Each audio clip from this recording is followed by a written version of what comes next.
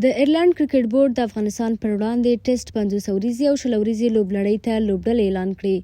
انډري بلبرني د ټیسټ او همدارنګه پل سټرلینګ ته په یو ورځنۍ او 100 اووریزې لوبو کې د لوبډل مشرۍ مسؤلیت ورکړل شوی.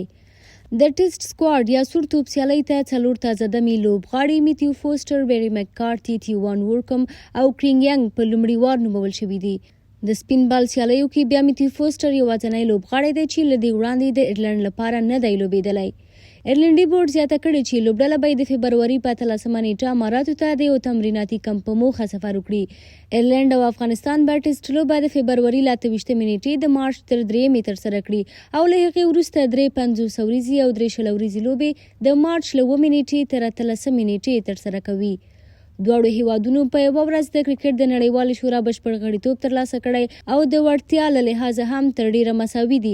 دواړه لوبډلې تر دې دمه یو وار په 2019 کال کې په ټیسټ فارمټ کې سره مخامخ شوي چې افغانستان د 2 وکټو په توپیر بریا خپله کړې وه او دا چې دا ځل څوک برلاسه کیږي وخت به یې ځواب ووایي.